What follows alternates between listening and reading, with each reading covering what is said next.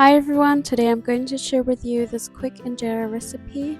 First thing I do, I just drain off the top liquid of my starter. I happen to have a lot of starter from previous injera making. You don't have to have this much if you wanted to make this recipe.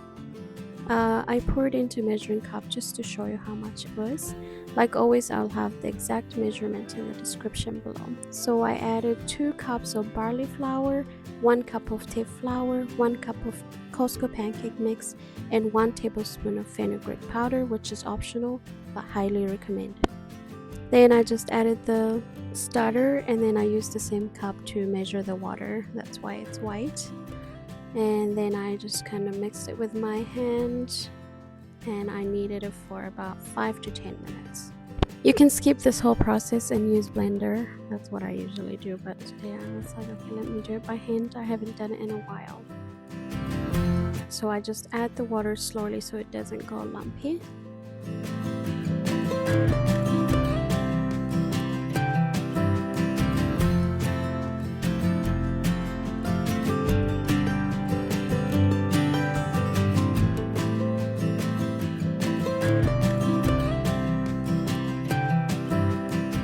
We're going to cover it and leave it for a few hours. I left it for 3 hours, and this is what it looks like after 3 hours. Just give it a quick mix, and then we're ready for baking. So this is our first injera. Looks good. Yeah, it looks really good.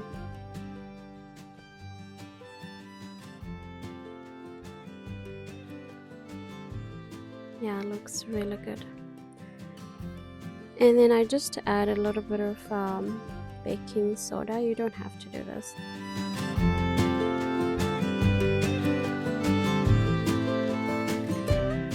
And that is our injera. The second one looks really good.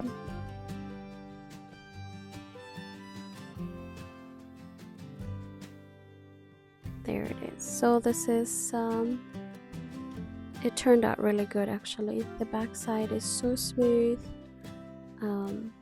Yeah, looks really good. It was really good injera. So let it cool completely and then transfer it to a clear plastic bag.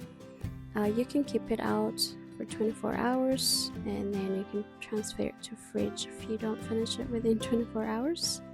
And then don't forget to save yourself starter for next use. I saved 2 cups, and then I rinse everything I used and store it in the fridge. So that's all there is to this video. Thank you for watching. Please let me know if you try it. I'll see you in the next one. Bye for now.